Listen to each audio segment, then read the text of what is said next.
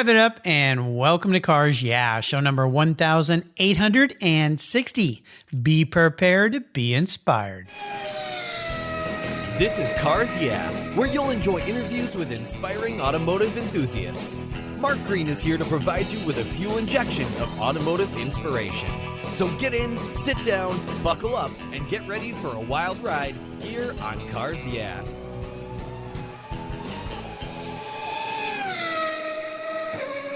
Hello, inspiring automotive enthusiasts, and welcome to Cars Yeah. Today I'm back across the pond. Seems like I've been there many times in the last few months at Newdigate in the UK with a very special guest by the name of Gary Hall. Hey, Gary, welcome to Cars Yeah. Do you have any gear, and are you ready to release the clutch? I am. All right, cool. Now, before I give you a proper introduction, what's one thing that most people may not know about you? One thing that people may not know about me, Porsche interior trimmer. Yeah, pretty worldwide. I think that says it all, really. I think we'll go into that. Well, here's one thing that's really great about today. You guys in the UK are finally getting let out of lockdown from COVID today, right? Yes. Yes. What a relief. Wow. Yeah. We had a nice long pre-show chat, Gary and I, about the effects of COVID on business and still the effect on supply chain and how that makes some things challenging. Of course, all you listeners already know that because you've lived through it. Welcome to a little bit of freedom, or a lot of freedom, Gary. We just got let out as well not too long ago. So it's nice to be free, and hopefully we can all get back to going to car shows and enjoying other people, right? I think that's the one thing I have really missed going to. Like you guys over there, we have Cars and Coffee and all those sort of car events, classic car shows, have all been shut for 18 months. So I'm looking forward to those sort of things getting back up again. Absolutely. Well, let me give you a proper introduction, and we're going to dive into what you do. Gary Hall is the owner of Classic FX, where they combine a qualified engineer's attention to detail with the traditional upholstery skills learned from time-served old-school trimmers who produce Porsche interiors just the way they would have left Stuttgart. Gary and his team have worked with some of the biggest names in the Porsche world. They source or manufacture materials that are precisely recreate the factory finishes in your Porsche. Their attention to perfection and details is unprecedented, from your Recaro seats to your Targa roofs and all your interior needs. My listeners know I love Porsche, so today we're talking about Porsche interiors. What fun. I'll be back in just a minute, but first a word from our valued sponsors. So sit tight, and we'll be right back. One of your vehicle's interior surfaces that gets a lot of abuse is your dashboard. The sun beats down, and those damaging UV rays cause massive heat cycles, resulting in color changes and sometimes cracks. My friends at Covercraft have a great solution for you and for me. Their custom-tailored dash mats protect your dash from heat buildup while providing a stylish solution. You can choose from a variety of styles and colors, including carpet, suede mat, that's the one I have for my vehicles, Carhartt limited edition velour mats, and the Ultimat for trucks and SUVs. Another great benefit of your Covercraft dash mat is that it eliminates the harsh glare the sun produces from your dash to the inside of your windshield, which can make driving a hazard. Covercraft's Dash Mat Design Center is located in Arizona, where they know about harsh sun. I've got a special deal for you. If you use the code YEAH21, YEAH21 at covercraft.com, you'll get 10% off your Covercraft order. That's right, 10% off. Just use the code YEAH21 at checkout. Covercraft, protecting the things that move you. I was talking with a buddy of mine the other day, and he asked me about American Collectors Insurance. He said, "While I listen to you on Cars Yeah, you're always talking about agreed value collector car insurance." Well, I insure all my cars on my regular auto insurance policy, and I've done it for years. Why use a different company for my collector cars? I get a multi-car discount. Isn't that good enough? I suggested he call his carrier and ask how much he would get if his collector car was totaled or stolen. He called back and said, "Boy, that was a scary conversation. The value of my car wasn't even close to what it's really worth." Thank you for the education, Mark. So don't just hope for a fair claim settlement. Be certain and know exactly what you'll receive with an agreed value policy. American Collectors Insurance has been protecting enthusiasts since 1976. Give them a call today for your personal agreed value quote at 866-ACI-YEAH. That's 866-224-9324. Tell them you're a friend of Mark Green's at Cars Yeah. American Collectors Insurance, classic car insurance, designed by collectors for collectors, automotive enthusiasts just like you and me. They're the ones that insure my car. That's American Collectors Insurance. So Gary, we're back. So let's dive a little deeper into the Porsche interior. I want you to share a little bit about how your business was developed, how it's grown. You're worldwide. You're known around the world for the incredible quality that you give to these Porsche interiors, from seats to tops to trunk spaces and liners and everything. So walk us through how your business has evolved. The business has evolved. It's sort of gone full circle. So, trained as a mechanical electronic engineer at university many years ago, while I was there, as you do, you get, what we call in the UK a Saturday job or a part-time job to fund things, get some money in, etc. And I worked at a local trimming company. That went really well. The guy could obviously see that I had an aptitude for that sort of work, and worked there for a while, left university, wanted to do the traveling thing, didn't want to go into the workplace, worked there. He said, come and work for me. So I worked there for about a year, went off into industry after that, and started a company. It became quite big. I moved on from that probably about 15, 20 years ago, and studied that again allowed me to buy Porsches, classic Porsches. So at that time, I trimmed a car using the skills that I'd gained in a sort of an earlier experience, and classic car shows, Cars and Coffee. Who trimmed your car? Well, I did that. Or would you do mine? And then hobby sort of became business, and then.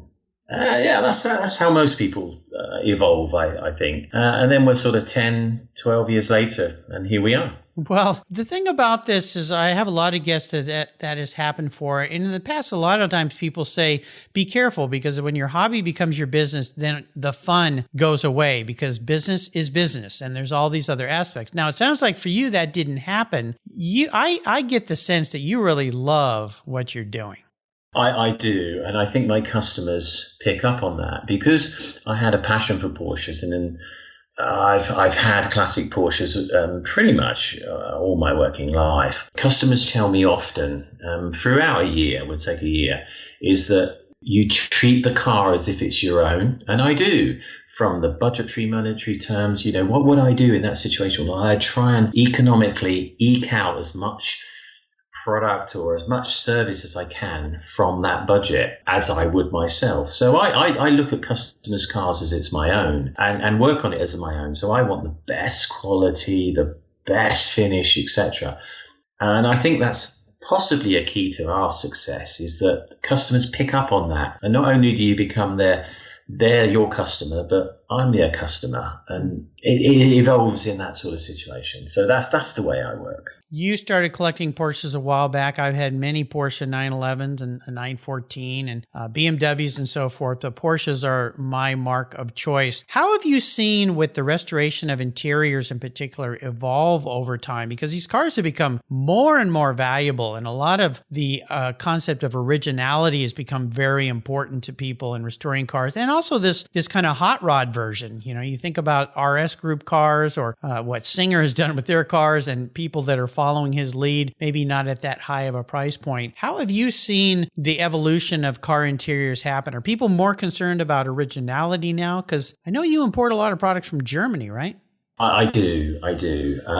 It's a good point. Since we'll talk 7-8 years ago, since the price of cars, classic Porsches, has risen in cost. Back in the 80s, when people were customizing, just really change, and this goes for any car manufacturer, just really changing things. Oh, that'll work. I'll put another seat in that, and it fits, so I could drive it. Use some vinyl, use some upholstery materials, etc. So now we've come full circle. All the customers that I see nowadays are either changing their car from what it is, what someone's left it with, or what it changed it to, back to factory original. And that's where the value of the car is. Yep. So when the car moves on, if it's perfect and it's as it came from the factory, it has more value.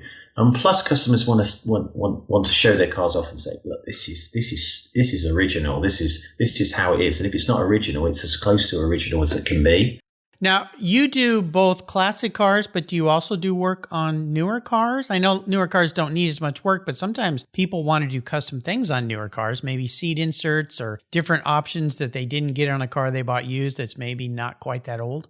Correct, I do. A lot of the high-end GT series of cars, the 991 and now the 992, have a seat variation that has removable centers. So I do a lot of replacement there. A good example of that is the Americans love to customize stuff. So they'll be changing from standard Alcantara to plaids to Scottish plaids to different types of tartan materials, and are really going for it. And I love all that. But say, for instance, us British and Europeans, we want to stick to stock stuff. So I tend to do a lot of vintage Porsche materials in later cars, so like 991s and 992s, where they want to put a bit of a classic feel on their new car, and at the same time they've probably got a classic as well. So you get a lot of customer owners that have a classic Porsche and then they have a new Porsche, so they like to customize it to maybe look like an early Porsche inside, and just give it that, where they're driving it, they think, oh, okay, I've got an early 911 here. I've got my early 911 that's back in the garage. Yeah, right, exactly. What is your favorite part of what you do in your business, in your career? I think my favorite part is I really enjoy, and I specialize on working on really early 911s. So the really early series. So from 65 to say 73, which is what we call short wheelbase and long wheelbase. You call it short wheelbase and long hoods. Yeah, short hood and long hood. So I tend to specialize in those. But the area that I enjoy most about my job is retrimming a car. So I sent you a picture today of me in a 65 911 that we're just finishing the interior on. That's an early one. That's a 300 series car, that is. So that's a very early car. But the customer's visited a couple of 3 times, and you can see that I get the enjoyment of walking through what we've done, and they can see I'm passionate about what I do, and they pick up on that, and they enjoy that. They enjoy the journey, and I pick up, and that's what I really enjoy. I enjoy them enjoying the journey, and then handing it over, and they're happy. Yeah, absolutely. Well, it's so much fun when you get to have a car restored, or you get to fix a car, or customize a car, and do exactly what you want. That's what us car folks are all about. Right. I like to ask guests about driving inspirations. Maybe a mentor or someone in your past that's helped you become successful. Is there a person like that in your life? Nobody that really springs to mind. I think, like most small business owners, you look at your partner for inspiration, and they're always a really good sounding board. She's been my rock, basically, and she does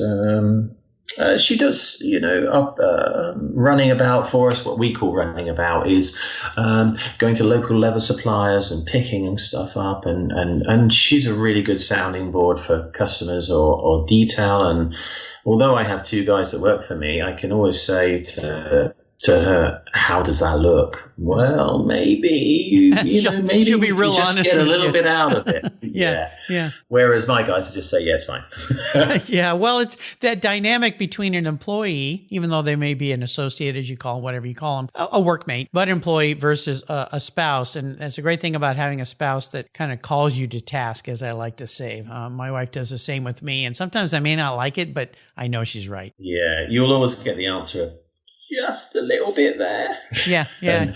And now, yeah. I saw that, but I thought I'd get away with it. Yeah. Well, that's good. That's a good person to have in your life. Sure. If you were going to advise young people, and I'm really keen to this because one of the things that I talk a lot about here are young people coming into the trade, getting young people into the trade. So as people like you and I age out, let's say, we need some people behind us to help us continue to take care of these vehicles and continue this. How would you advise maybe a young person that might want to get into this type of career? It's a difficult question. It really is a difficult question, especially here in the UK. And I don't know about America, but I have a couple of guys, and they're quite young. I've got one that's 20, late 20s, and one that's 21. And the guy that's 21, he's very good. He's like a sponge. He would just absorb everything, but I'm telling him the process, the way I do it, etc. So I would say that it's a dying art, car upholstery, car trimming, but it's a skilled art. So it needs people coming into the industry, and I'm happy. We're happy here to train, but it's getting the right person for the job. We may go through 20 people to get one. Right.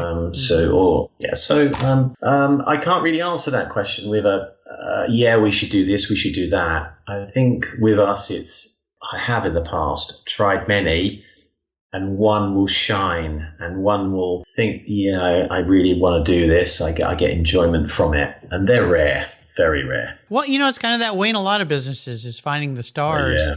I am involved with a couple organizations, Tech Force Foundation and RPM Foundation. And these are two groups that help young people find careers in the automotive sector, specifically hands-on careers, fabricating, trimming, coach building, all these kinds of things that are somewhat, we'll say, dying arts. Because when you think about in car interiors, and Gary and I were talking in our pre-show chat, my wife recently had an issue with her 2004 BMW X5. The seat overheated and actually burned a hole through the bottom of the seat, or the top of the seat, the leather. Car we've had since new, just the heating element must have gotten pinched or something, and it kind of burned through. And the only way to fix it was to replace the entire seat bottom. And I was thinking, well, this is ridiculous. Can't you just find somebody to, put a new heating element? But the way it was built, it was molded into the foam, the heating element. So it was damaged and couldn't be replaced. And so nowadays they just replace entire elements versus fixing pieces and panels and so forth. And I think that's another part of the challenge, but there's always going to be old cars around, right? At least we hope so, to work on. I think so. I think you hit the nail on the head with early Porsches and most early classic cars. You've not got to be just an interior trimmer. You've got to be a restorer as well. You've got to be a welder. You've got to be a fabricator. Mm-hmm. You've got to be a mechanical engineer, an electrical engineer, etc. And I always say, when I'm talking to customers and they're having maybe an interior trim, etc., and I say the reason I've got these two guys that work with me is because I may sit behind a sewing machine, but there's far more to it than that. There's taking the seat apart, and then I've got a particular guy at the moment, as we speak, he's just welding some new captive nuts on a 65 911 seat because, you put the screws in, they just go ping, and you've trimmed it, and it's all. So there's so much pre-trimming, and I always say, well, it's not just trimming a seat. There's so much behind that, and that happens for everyone. You've not got to just be a trimmer. You've got to be everything. You've got to be a car restorer, everything. But yes. Yeah, there's a lot of pieces. I think I had a 72 911S, and those darn door pockets that Porsche built in those cars that always wear out and they never fit tight and they hang out. And I remember trying to fix that one day, and it was so frustrating for me because I thought, it's just going to be a little elastic strap, but there was so much more to that. You know the pockets I'm talking about, right? I do. I fit lots. Although over the years, the replacements have become better and better and better. And there's one particular manufacturer in Germany that they fit really well. I've actually got a 72E in at the moment. Nice. 72 is a unique gear, as you know, because it's got the oil flapper. Yes, yep. It's the only one with a side oil tank, and So yeah. Nice car. 72S. It was a great car. I had a 72S, and we had it for a long time. My kids learned how to drive stick shift in that car. What was the color, Mark? It was ivory over black. Ivory. Ivory. Black. Yeah. It had the black sports seats. It was a great car, all original car, and it was just one of those cars that back before it became really valuable, we just used it for everything. I took it on tours. I think now about how many nights I left it in a hotel parking lot, and somebody could have walked away with it, and now I would. And the sad thing is these things have become so valuable that you don't do that with them anymore. I mean, No, they become too valuable, too precious. Customers become too precious with them. Yeah, which is kind of and talking about bummer. Sportacaros, it had Sportacaros in the front, what we call. That's how I think the two of us got together with a customer in the US that I trimmed a set of Sportacaros. Yeah. I can't remember his name. He's got a 27 RS. Yes,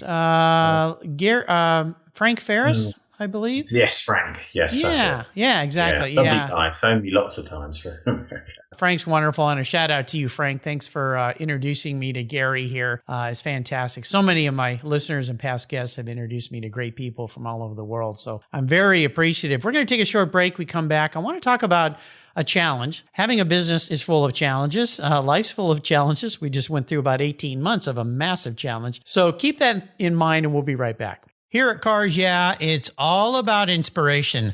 And our charity of choice is TechForce Foundation, where it's all about making a positive difference in young people's lives. TechForce helps young adults discover their talents and passions for all things automotive, with a mission of helping students develop a career as a professional technician. TechForce awards nearly $2 million in scholarships every year for students to pursue technical education, and they support hands-on activities, events, and mentorships across the country, working to change the outdated perceptions of these careers. Auto techs are in high demand, but the supply of qualified technicians is critically short. They need your help to fuel their mission. Learn more and join me in supporting them at techforce.org. What began as a charitable car show has grown into the world's greatest collector car auctions, raising over $133 million for charitable organizations to date. For nearly 50 years, automotive enthusiasts from all over the world have enjoyed the Barrett-Jackson collector car auctions, and I'm a huge fan. Regarded as the barometer of the collector car industry, their auctions are world-class lifestyle events where thousands of the world's most sought-after, unique, and valuable automobiles cross the block in front of a global audience, in person, on TV, or streamed online. Barrett-Jackson produces the world's greatest collector car auctions in Scottsdale, Arizona, Palm Beach, Florida, Las Vegas, Nevada, and new for 2021, Houston, Texas. The excitement of Barrett-Jackson auctions is contagious, and a unique experience is not to be missed. And be sure to visit barrettjackson.com today. Barrett-Jackson, the world's greatest collector car auctions. All right, Gary, so let's talk about a big challenge. Now, this could be a life challenge, a business challenge, whatever it might be. What I'm most interested in is what it taught you so you can move forward in a positive way. So take us on a little bit of a bumpy ride. Maybe it's in a Porsche. Who knows? What challenges do I face, or what challenges? I think one of what we talked about pre-interview was one of the challenges that I have at the moment is materials. Supply chain. Supply chain issues are horrendous at the moment.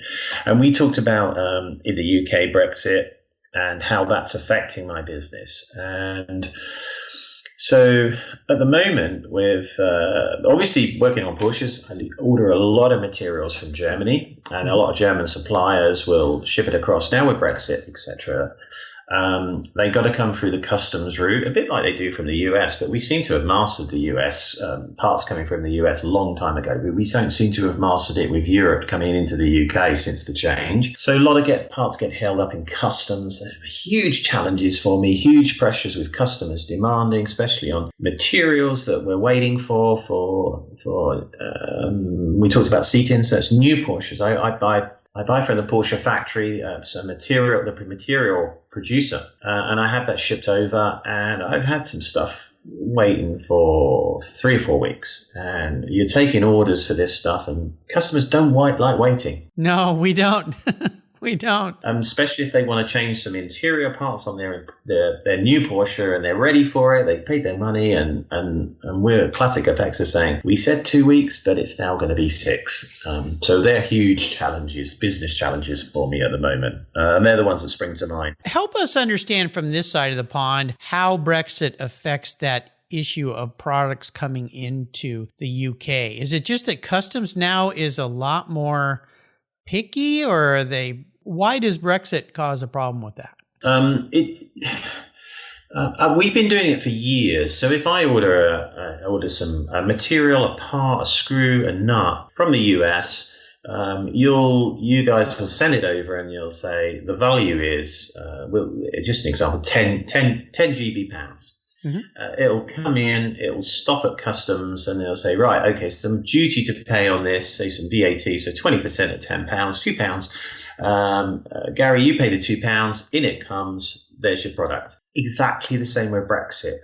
But because of the amount now, suddenly you're turned a light switch, and the amount that's coming from Europe into the UK is vast, probably so much more vast than what the Americans or America is sending over to the UK.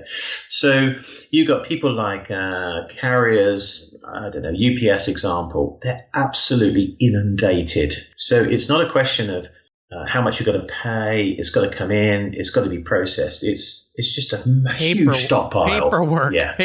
Yeah, it's bureaucracy, right? The perfect storm. Especially with COVID as well, because that's delayed things. So in the UK, where the buzzword is at the moment, it's a perfect storm. It's just all gone wrong. Yes, yeah, it really is. It's just affected so many different things. On a small business scale, that's really, really damaging, because when you're in a small business, you're on a one-to-one with a customer all the time. They always want to speak to the engineer. And how's it going? Have you made it yet? Is it going to come in? And you're running out of answers. I'm running out of answers at the moment. Well, sometimes there aren't any answers. There's a small shop here in Gig Harbor where I live that sells teak furniture for your patio and so forth. It's manufactured in Indonesia. And I stopped in there the other day just to look for a couple chairs. There's nothing in his showroom. And I said, are you moving? He goes, no, I can't get anything. He said, it used to be I would order one container and pay $3,500 to fill a container with all this furniture. He goes, I can't buy a container for $15,000. They're all booked. They're all taken up and everything's backlogged. And then when it gets here, there's no one to take it off the ships because people aren't working. So there's all these elements. And he said, so here I am with a store with nothing in it. What do you do? Close the door? I'm stuck. What do you do? Well, he said, you just have to wait until this ends. And it's really difficult. And he's a small business, one-man shop. And he said, my folks in Indonesia can make all this stuff. I just cannot get it here. And he said a lot of the big box stores, let's say Costco's or Walmart's or Home Depot, all these big box, they've got the money to buy up all the containers because he said these ships only carry so much stuff. And well, I heard a story, Mark, that containers into the UK from China at the moment are before I was talking to a guy with a Porsche that owns a kitchen company, fits kitchens, etc., and bringing in product from China and the Far East, etc., £1,200 or 1,200 GB pounds to bring a container over in normal times. That has accelerated to £6,000. Oh yeah. Just to get the container moved. And, I know. And now we're in a situation where we've got containers on docks that go, well, I'm not paying that. So there's a huge stockpile of people say, well, I'm not paying. I'm not paying. Leave it. They'll need it. So again, the perfect storm. And at the backside of that, I've got some carpet material waiting to come in to trim a Porsche that's just sitting there doing nothing. Well, and then that instigates inflation. Price rise. We're seeing that everywhere too. So perfect storm indeed. Let's get rid of this perfect storm so we can go back to better times. Yeah, it's just been a challenge. If you look ahead to your business right now, do you have kind of a projection of bucket list dreams of what you'd like your business to be or in the future? Are you thinking of expanding into any areas, or is it just a matter of finding some more workers because you've got so much work to do? We are extremely busy. So I always say, at the moment, if you inquire with a car, an early 911, interior works, etc., you're looking at a 6 to 10 month lead time before you can book the car in. And I'm in a place where I just don't want to get any bigger, but we're cool. I've got two guys. We've got more than enough work for us, and I'm honest and fair with customers and saying, this is how long it takes. We don't want to get any bigger. We don't want to get any smaller. We're just comfortable what we do. Well, it's your specialty shop, so there you go. Yes, indeed. I made a pact this year in 2021 that we wouldn't keep saying yes to everything.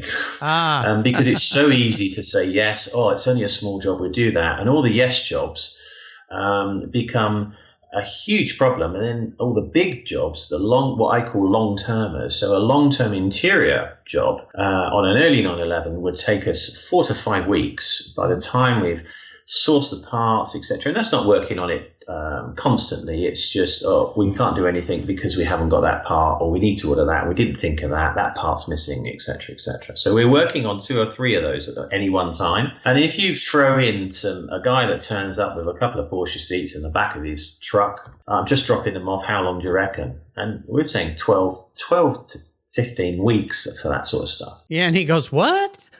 Yeah, indeed. So you get to a stage where, should I get someone else? Should I not get someone else? I don't want to be busy fools, if you like, because you can be a little bit like that where you're doing work and you know, a business is a business. You need to make margin to pay your staff, etc. Where you're doing stuff and you're just a busy fool where you're not making any margin on it. You're just turning stuff over. And I think you can be a victim of your own success. So I'm quite grounded in the way that I think it's, that's the way I work.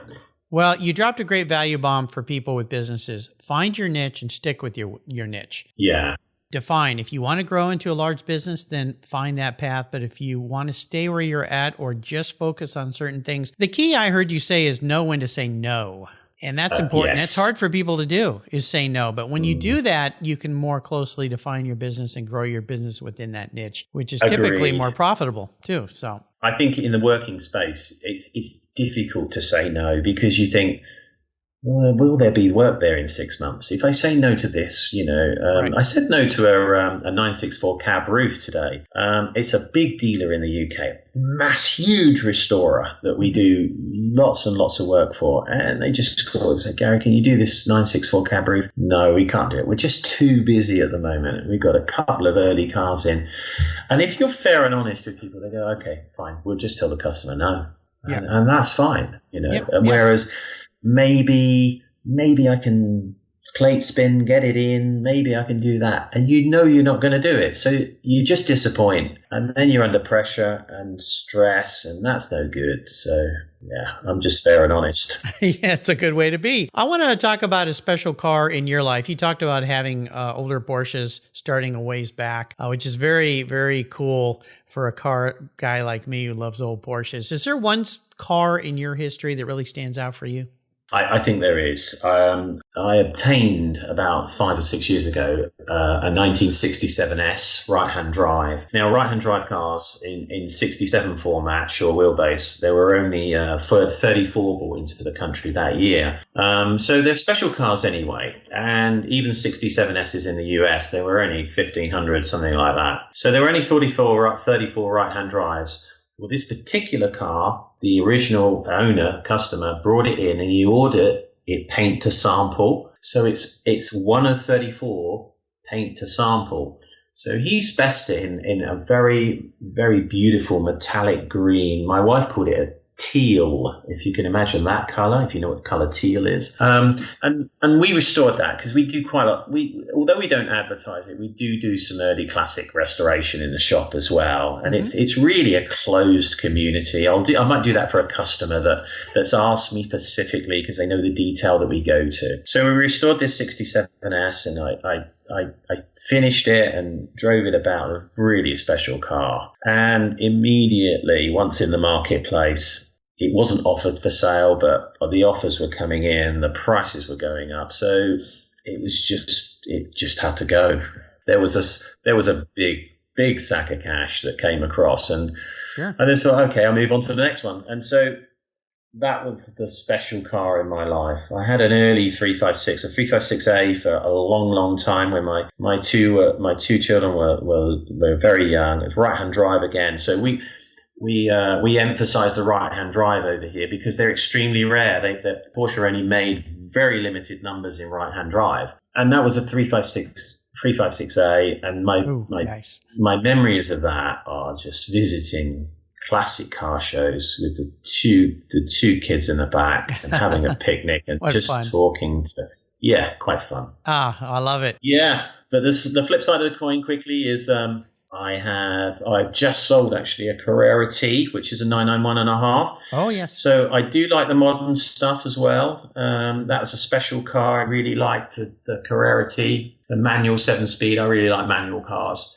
But again, I bought that new in 2018, and the prices on them, Mark, have just gone bonkers. I know, it's nuts. So yeah, dealer asked me, I know you've got a Carrera T, is it for sale? I just sold it for not more than what I bought it, but I'd had 3 years motoring and sold it for what I paid for it. How good's that? It's mad. Well, it's a crazy time right now. Absolutely. It is. It is. Yeah, I love those cars. Is that the same in the US as well? Oh, yeah. You yeah. cannot get cars. It's nuts. Yeah. If you look at, especially you look at 993s, for example, even 964s picking up. I have an 87 turbo that was very high back in 2014. 15, then it kind of leveled off, came down, now it's back up. So yeah, if you have a special car, like mine is a paint to sample, one of only 3 in a very unique color that's not even a standard Porsche color. It's a metallic pearl orange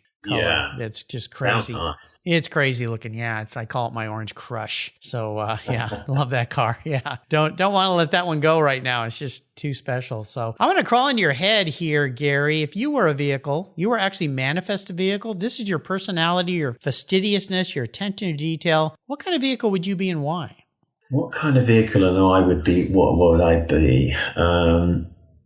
I think I would be, because I'm passionate about Porsches, I think I'd be a 901. The first 911. It's such an iconic car, the really early car, so pre-300 series, so pre-65s. The first cars were 901. And then history will tell everybody that they had to change the branding or the numbering from 901 to 911 because Peugeot had the 901, yeah. blah blah. And that would roll onto the fact that I've never worked on a 901. I've worked on some very, very early 300 series. So I think my earliest is 300 and something like 54. So the 54 off the 300 production line, but never a 901. Yeah. Oh, okay. Well, that makes sense. Rare. Yeah, they are for sure. Was there a book that you've read that you'd like to share that you think readers could have some fun with or learn a lot from? I have read a book recently. It's not a huge novel, but once again, I tend to read information, factual things, learn from it. So I'm not a great novelist and story reader. But I read an article. It's like a 30-page article on Porsche tractors and the history of Porsche tractors because I managed to procure a Porsche tractor. It's called an AP22. No kidding. Got a bit of land here as well. Got a field, needs cutting, so got a cutter, and we've just connected the cutter up to the tractor, and one came up locally. Been looking for one for years. So I've just become an expert on Porsche tractors. So I've just read that book. That's pretty cool. I just watched that new series by Jeremy Clarkson, Clarkson's Farm, where he bought a big farm and typical Jeremy. Yeah, he's got a farm shop, isn't he? And does all that sort of thing. Yeah, I've not seen it, but there's lots of politics involved in what he's doing there at the moment with the local authority. Yeah. Can't do this, can't do that. So that's making news at the moment. Well, it's pretty fun. And if you're a car guy, and whether you like Jeremy Clarkson or not, I know he can be controversial, but I found it to be quite wonderful. I think he poked a little a lot of fun in himself and kind of opened himself up a little bit. And at the end, it had a special meaning for me because my grandparents were farmers and how hard that life is and how he worked so hard this whole first year, had to buy all this equipment, try to grow crops, try to raise sheep. I mean, all this stuff, and ended up making 44 pounds, at the end of the day. And well, of course, he went out and bought a brand new Lamborghini tractor. So that may have cut into the budget just a little bit. But they're pretty cool. Yeah, I've become a tractor expert overnight. Wow. Okay. Yeah. Well, Porsche built some wonderful tractors. Yeah, they did. I've always wanted a Porsche tractor, and but it would be in Europe. They're quite available, but you've got to drive over there, pick a tractor up. But so, as I said, one came up locally, and it was nice. It was cool. It worked. So, I love it. Yeah. I love it. Great. We're going to take one more short break. We come back. We're going to go on the ultimate drive here with Gary. So sit tight. Keep the seatbelts on. We'll be right back. I've discovered Linkage. It's a new quarterly publication and website that covers the automotive market, driving, restoring, collecting, and discovering your passion for motor vehicles. Linkage is about experiences, opinions, and values. Linkage is an actual informed, reasoned opinion based on first-hand experiences. A talented Linkage team covers the automotive world, the people who share your passion and mine, smart, considered, rational, and experienced opinions, ones you can learn from and grow. That includes our passion that drives auctions and the collector car market. So come with me and join us on this journey. And be sure to use the code CARSYEAH when you subscribe, and they'll give you $10 off. Boom! Linkage, geared for the automotive life. Subscribe today at linkagemag.com. So, Gary, we're going to go on the ultimate drive, which means you get to pick the car, any car in the world. The person you're going to be with could be living or deceased. Where would you be driving? What would this ultimate drive look like for a guy like you? I think I'm going to revert back to a 901, an early 901, 911. And I think driving and sitting in the passenger seat and saying, "Take me round," would be Ayrton Senna. Oh, okay. He Love back it. in the day was an inspiration for racing drivers, and he was driving and winning when I was relatively young, and I just looked upon, and even now, my son, we still follow his career, etc., etc. So an unusual one, but inspirational for me. Well, definitely. Me too. In fact, I've got one of his quotes on my business cards. So I always looked up to Ayrton Senna and just the passion that guy had. And of course, the driving skill, everything about him, quite spectacular. So I hold that true. It'd be pretty cool to be sitting next to Ayrton in an old Porsche and watching his feet, dance the magic on the pedal. So very Correct. Cool. Well, you've taken us on a wonderful ride today, and I want to thank you. Could you share maybe a parting word of wisdom or guidance with us, maybe a success quote or a mantra that you live by? I would say treat your customers as you'd want to be treated yourself. Mm-hmm. And I think that's my philosophy in what I do. And it's always brought me success. It's the golden rule, really. Do unto others as you would have them do unto you. It's pretty simple. Correct. If everybody in the world behaved that way, I think we'd have a much nicer world. That's for sure. Agreed. Yeah, absolutely. It's a great way to live. And obviously, it's a key to Gary's success. Most definitely. How can people learn more about your business? How can people learn more about my business? I'm very much a social media freak. Lots of Instagram. You can link to that via my website. I update my website quite a lot. Not a great Facebook lover, but lots of Instagram. I like Instagram because it's quick, it's instant. It tells people what you're doing. Yes. That capture moment in time. So I really enjoy that. I get a lot of work and a lot of feedback from Instagram. So it's a great platform, and I personally swear by it. There you go. I'll make sure I put links to Classic FX, their website, and their Instagram page. Make sure you follow them, and you can check out the incredibly beautiful work that Gary and his very talented team are doing there at Classic FX. And another quick shout out to Frank Ferris. Hey, Frank, thanks for introduced me to a great person. This is how I get to have so many wonderful, inspiring automotive enthusiasts here on Cars Yeah. So Frank, much appreciated. Gary, thanks for treating me to some wonderful time here this morning. I want to thank you for sharing your business and your life with us. Until you and I talk again, I'll see you down the road. Thanks very much for having me, Mark. It's great to talk to you, and great to talk to somebody inspirational about cars as well. Keep doing what you guys are doing, because you do some spectacular work. This has been fun. Thank you so much for joining us on today's ride here at Cars Yeah. Drive on over to carsyeah.com to find show notes and inspiring automotive fun. Download your free copy of Filler Up, a fun book filled with gorgeous photographs of fuel filler fun, including quotes from more inspiring automotive enthusiasts. Download your copy today, and we'll see you next time on Cars Yeah.